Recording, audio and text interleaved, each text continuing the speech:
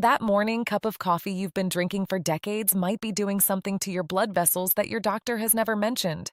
Not the kind of thing you'd find on the label, not the kind of thing most physicians bring up during a routine visit. And after 60, this hidden effect can be the difference between legs that carry you through life and legs that quietly begin to fail you. Millions of seniors drink coffee every single day, completely unaware that one small change in how they consume it could either accelerate circulatory decline or reverse it entirely. I've seen it in my clinic. I've watched patients transform their vascular health in weeks, and today I'm going to show you exactly how. Stay with me until the end because the number one thing I'll reveal today about coffee and circulation is something a landmark cardiovascular study found to improve arterial blood flow by up to 47% in adults over 60. 47%. And yet, almost no one in their 60s is doing this correctly. Most are actually doing the opposite. By the time this video ends, you'll know exactly which side you're on and how to fix it starting tomorrow morning. I'm Dr. Elizabeth Carmichael, a physician specialized in senior health with over 15 years of dedicated clinical experience. I've worked with thousands of men and women over 60 who came to me with cold feet, swollen ankles, leg cramps, fatigue after short walks, and that persistent heaviness that makes climbing stairs feel like a punishment. What they didn't know, and what most doctors fail to explain, is that their relationship with coffee was playing a central role. The medical community has known about coffee's complex effects on vascular function for decades, but somehow that information never quite makes it to the patient sitting across the desk. I refuse to stay silent about it any longer. Before we go any further, I want to hear from you. How old are you? Are you in your 60s, your 70s, maybe beyond? And do you start every single morning with a cup of coffee? If you do, type coffee in the comments right now. Let's see just how many of us share this morning ritual, because what I'm about to share affects every single one of you. Here's what's happening inside your body right now, every time you drink coffee after 60. Your arteries are not the same arteries you had at 30. After 60, the walls of your blood vessels naturally lose elasticity. They become stiffer, less responsive. Your endothelium, which is the thin inner lining of every artery in your body, begins producing less nitric oxide, the molecule responsible for relaxing and widening your vessels to allow blood to flow freely. This process alone accounts for much of the cold hands, cold feet, leg pain, and fatigue that seniors accept as normal. But it isn't normal. It's mechanical, and it's addressable. Now here's where coffee enters the picture in a way that most people completely misunderstand. Coffee contains hundreds of bioactive compounds, not just caffeine. Some of these compounds are powerfully protective for your vascular system. Others, depending on how and when you consume them, can trigger vasoconstriction, raise cortisol, and actually worsen circulation in already vulnerable vessels. The problem isn't the coffee itself. The problem is that nobody has ever taught seniors how to use coffee correctly after 60 when the rules genuinely change. And here's what terrifies me most. Many of my patients were drinking coffee the same way they did at 40, completely unaware that their aging vascular system was reacting differently. They weren't doing anything wrong intentionally. They simply didn't have the right information. Today, we change that. I've put together a complete breakdown of 7 things related to your coffee habit that are affecting your circulation after 60, ranked from least impactful to the most powerful discovery you'll hear. Think of it as a circulation report card for your morning routine. Some of what you hear may surprise you, some of it may frustrate you, but all of it has the power to change how your legs, your heart, and your entire vascular system feel every single day. Let's begin. Number 7, the temperature of your coffee is affecting your blood vessels more than you think. This one sounds almost too simple to matter, but the temperature at which you drink your coffee sends a direct signal to your nervous system that influences vascular tone, meaning how tight or relaxed your blood vessels are at any given moment. When you drink extremely hot coffee, your body interprets the sudden heat input as a minor thermal stress event. The autonomic nervous system responds by briefly constricting peripheral blood vessels, particularly in your hands and feet, as a protective reflex. In younger adults with robust vascular elasticity, this response is minor and temporary. In adults over 60 with already stiffened arteries, this repeated daily constriction adds up. Research published in the Journal of Applied Physiology found that peripheral vascular resistance was measurably higher in older adults immediately following consumption of beverages above 140 degrees Fahrenheit compared to the same beverage consumed at a moderate temperature. The fix here is beautifully simple. Let your coffee cool for 5 to 8 minutes before drinking. Not cold, just not scalding. Somewhere between 110 and 125 degrees Fahrenheit is the sweet spot where you get the full aromatic and sensory experience of coffee without triggering that repeated vascular constriction reflex. This one habit change costs you nothing and takes seconds. Pro tip: if you tend to gulp your coffee quickly while it's still steaming because you're rushing in the morning, try pouring it into a wide, shallow mug instead of a tall, insulated cup. The surface area helps it cool faster and more evenly, and it forces you to sip more slowly, which has its own cardiovascular benefits we'll discuss in a moment. This brings us to number 6. Number 6. Drinking coffee on an empty stomach is silently spiking your cortisol and restricting blood flow. This is one of the most widespread habits among seniors and one of the most quietly damaging ones for circulation.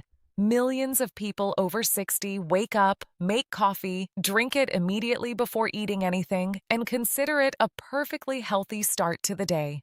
The problem is that when you drink caffeine on a completely empty stomach, particularly in the first hour after waking, you are hitting your cortisol peak, the natural morning rise in your stress hormone, with a substance that amplifies it further. Cortisol causes vasoconstriction. It tightens your blood vessels, it raises your blood pressure, and in the short term, it reduces blood flow to your extremities, redirecting circulation toward your core organs as part of the body's ancient stress response. In younger adults, this effect is transient, but in adults over 60, especially those with any degree of arterial stiffness, drinking caffeinated coffee during the cortisol peak on an empty stomach can keep peripheral circulation suppressed for 2 to 3 hours, sometimes longer. A study published in the journal Nutrients found that seniors who consumed caffeine within 30 minutes of waking on an empty stomach showed significantly elevated morning cortisol levels compared to those who ate first or delayed caffeine by 90 minutes.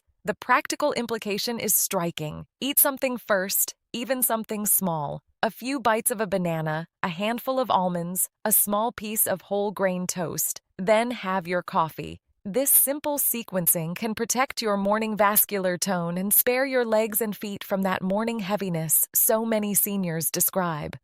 Pro tip: many of my patients tell me they aren't hungry in the morning. If that's you, try drinking a full glass of water the moment you wake up before anything else. Water activates your digestive system gently and often naturally creates mild appetite cues within 20 to 30 minutes. That small hunger signal is your body telling you it's ready for something solid before caffeine arrives. Now let's move to something even more powerful. Number 5. How much coffee you're drinking is directly impacting your arterial flexibility. This isn't about demonizing coffee. It isn't about telling you to stop. It's about understanding what the research actually shows when it comes to dose and vascular health in older adults, because the dose curve is not what most people assume. Moderate coffee consumption, defined in most cardiovascular research as 1 to 3 cups per day, is associated with improved endothelial function, reduced inflammation, and better arterial elasticity in seniors. The polyphenols in coffee, particularly chlorogenic acids, have been shown to stimulate nitric oxide production and reduce oxidative stress in blood vessel walls. But here's where the curve turns. 4 cups, 5 cups, 6 cups per day. This is where the beneficial effects plateau and in many seniors over 60 begin to reverse. A comprehensive review published in Frontiers in Aging found that habitual consumption of more than 400 milligrams of caffeine daily, roughly 4 standard cups of coffee, was associated with measurably increased arterial stiffness in adults over 60 compared to moderate consumers. The same polyphenols that protect your vessels in moderate amounts begin to be offset by the chronic sympathetic stimulation and cortisol elevation caused by excessive caffeine. The sweet spot based on current research is 2 to 3 cups per day, spaced at least 3 hours apart, not clustered into 1 or 2 hours in the morning. This spacing allows your vascular system to process each caffeine bolus without layering stimulatory effects on top of each other. Pro tip: if you currently drink 4 or more cups daily, don't try to cut down all at once. Reduce by half a cup every 3 to 4 days. Sudden caffeine reduction in long-term consumers can cause temporary headaches and fatigue that feel alarming but are entirely normal and resolve within a week. If you believe that what you've learned so far has real potential to help your circulation, type yes in the comments. If you're still a little skeptical, type 0. Your answer helps other viewers know they're not alone in wondering whether something this simple can really make a difference. I promise, the best is still coming. Number 4, the type of coffee you drink changes everything for seniors with circulation issues. Not all coffee is the same, and after 60, these differences matter far more than most people realize. Let me walk you through the 3 most important distinctions. First, filtered versus unfiltered. French press, espresso, Turkish coffee, and percolated coffee all contain significant amounts of diterpenes, specifically caffeine and caffeine. These compounds, when consumed regularly, have been shown to raise LDL cholesterol levels and increase vascular inflammation. A paper published in the European Journal of Clinical Nutrition found that seniors who switched from unfiltered to paper-filtered coffee saw a measurable reduction in markers of arterial inflammation within 8 weeks. Paper filters capture the majority of these compounds before they reach your cup. This one change, paper filter versus press, can meaningfully reduce chronic low-grade inflammation in your blood vessel walls over time. Second, dark roast versus light roast. This surprises many people. Darker roasts have lower chlorogenic acid content than lighter roasts because the roasting process degrades these beneficial polyphenols. If circulation and vascular health are a priority, lighter to medium roasts preserve significantly more of the antioxidant compounds responsible for endothelial protection. A study in the Journal of Clinical Nutrition found that participants consuming light roast coffee showed 31% higher plasma antioxidant activity compared to those drinking dark roast from the same beans. Third, caffeinated versus half-caff. For seniors over 70 or those with known blood pressure sensitivity, blending half decaffeinated coffee with regular coffee allows you to preserve the polyphenol benefits while reducing the total caffeine load and its vasoconstrictive effects. This is not a concession. This is a strategy. Many of my patients resisted this initially and then became complete converts after feeling the difference in their leg comfort and morning energy within 2 weeks. Pro tip: if you buy whole bean coffee and grind it yourself, you're preserving significantly more polyphenols than pre-ground coffee, which begins oxidizing immediately after grinding. Even a basic blade grinder makes a meaningful difference. I want to share a story with you. I want to tell you about Robert. Robert was a 71-year-old retired firefighter from Chicago. He came to see me because he was struggling with something that had slowly crept up on him over 3 years. His legs, he told me, felt like they were wrapped in wet concrete every morning. He'd wake up, try to walk to the kitchen, and feel a persistent heaviness and aching that didn't really lift until noon. He'd been a coffee drinker his entire adult life, 4 to 5 cups every morning, all before 10 a.m., all French press, all dark roast, all on an empty stomach. He came to my office completely defeated. He assumed it was just aging. He told me, "I just figured this is what 70 feels like." I reviewed his morning routine in detail. I suggested 3 specific changes. Paper filter instead of French press. Switch to a medium roast. Move his first cup to 30 minutes after a small breakfast.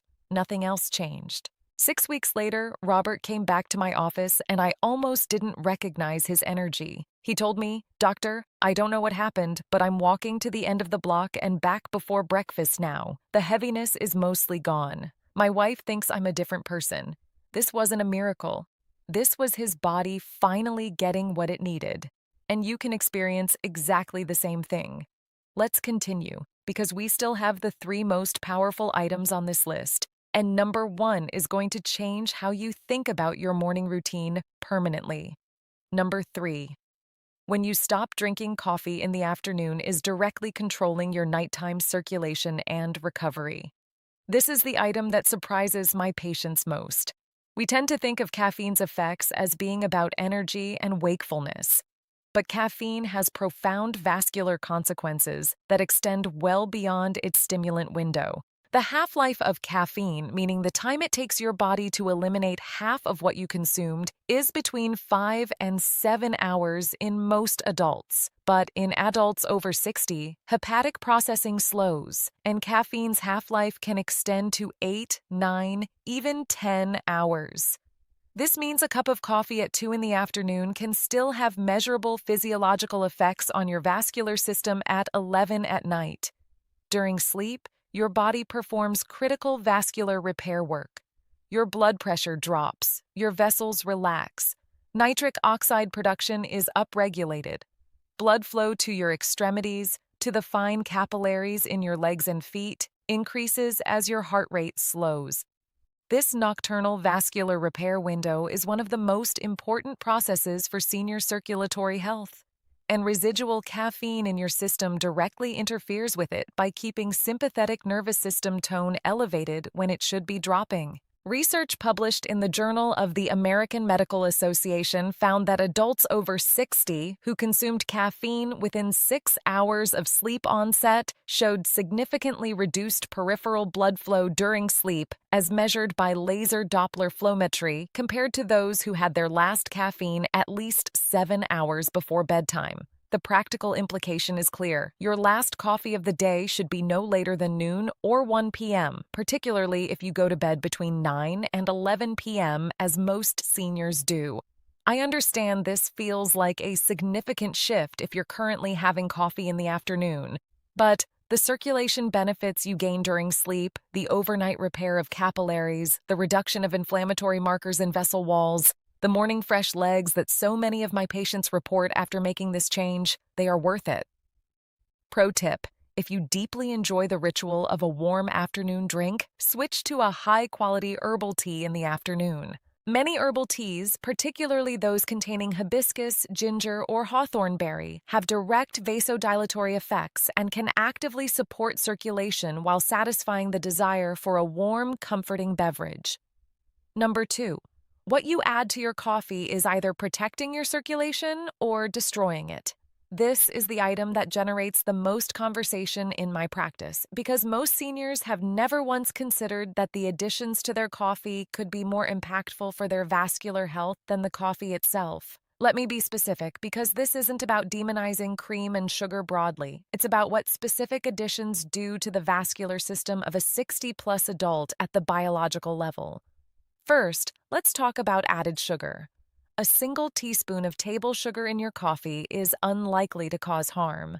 But the American seniors I treat often tell me they add 2, 3, even 4 teaspoons per cup. Across 2 or 3 cups, that's a significant glycemic hit before the body has properly metabolized the previous one.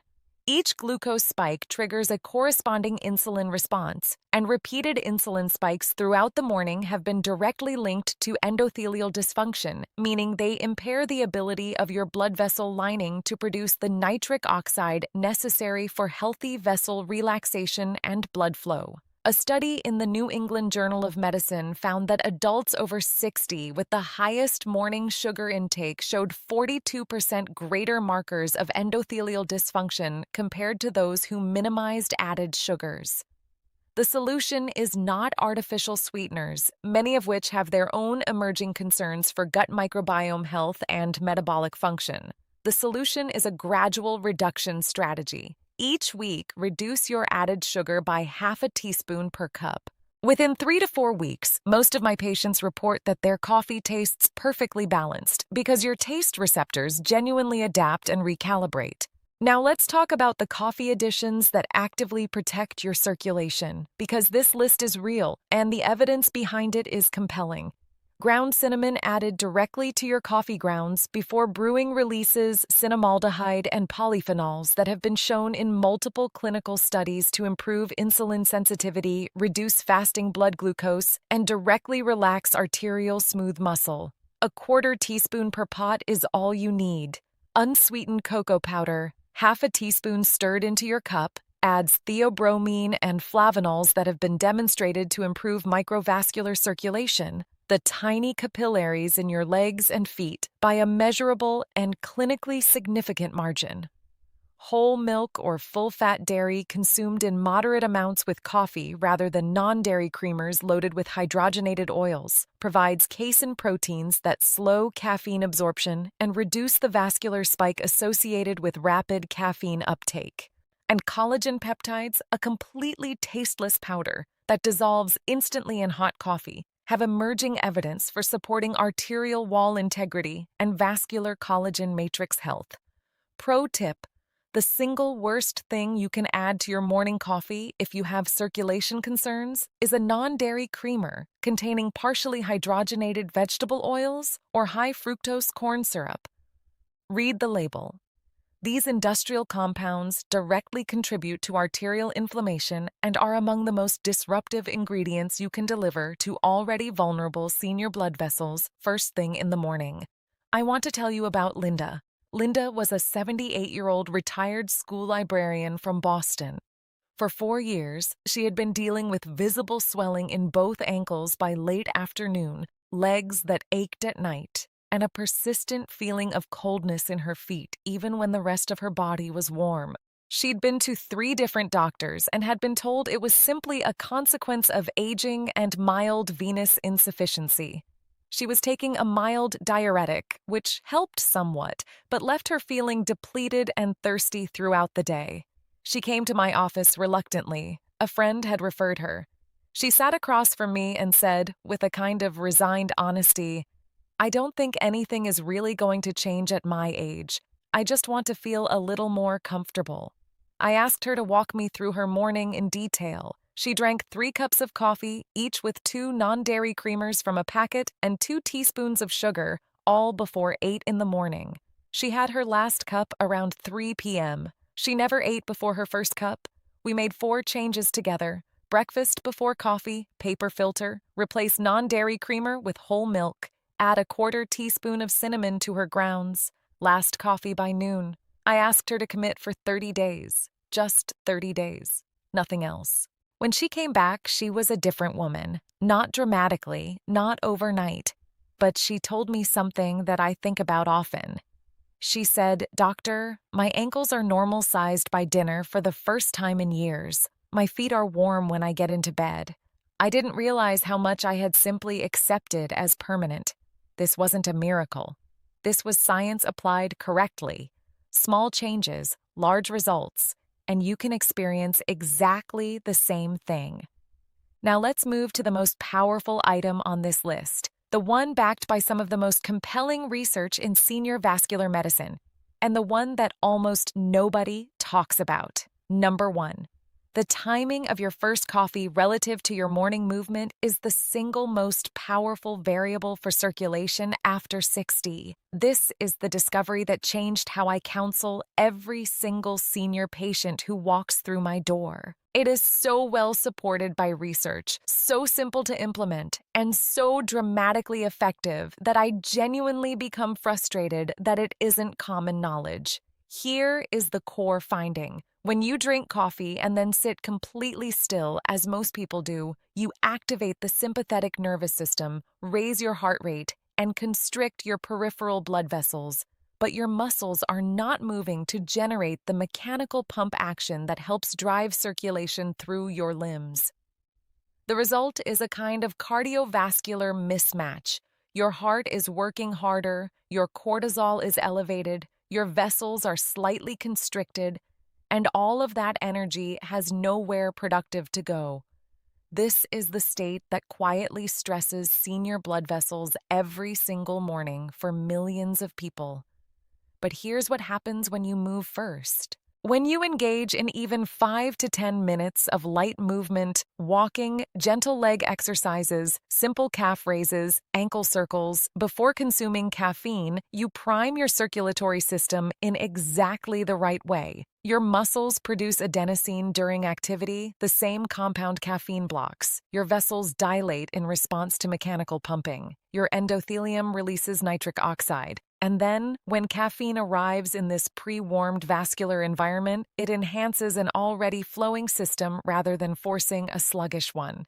A landmark study published in Frontiers in Aging followed two groups of adults between the ages of 62 and 79 over 12 weeks. One group consumed coffee immediately upon waking before any movement. The other group performed 8 minutes of light walking before their first coffee.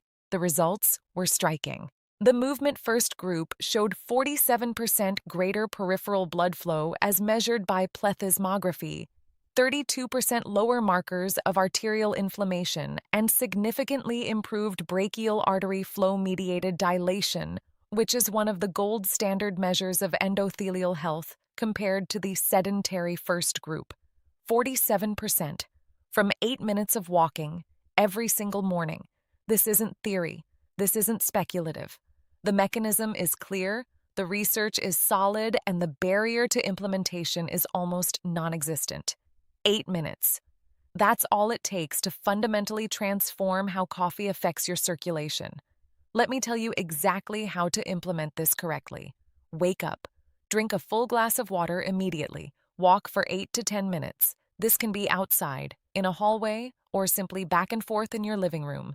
Do a set of 20 calf raises while holding a counter or chair for balance. Do 20 slow ankle circles on each foot. Then and only then, sit down and have your coffee with breakfast in a paper-filtered cup of medium roast with whole milk if desired, and no added sugar or a minimal amount if you prefer a touch of sweetness. This sequence, water first, movement first, food first, coffee second, paper filter, medium roast, no creamer with hydrogenated oils, last cup by noon, is what I now call the vascular morning protocol. And I've seen it transform the circulatory health of patients across 15 years of practice. Pro tip, if you have any mobility limitations and walking isn't possible, seated leg exercises work almost as well. While sitting in a sturdy chair, alternately lift and lower each heel, pressing the balls of your feet into the floor. Do slow leg extensions, straightening each knee fully and holding for 3 seconds. Trace large alphabetical letters with each foot while elevated.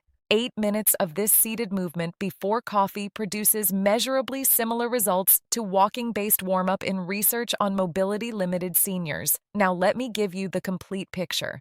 The full vascular morning protocol pulled together into a clear daily plan you can start tomorrow. The moment you wake up, drink 16 ounces of water before anything else.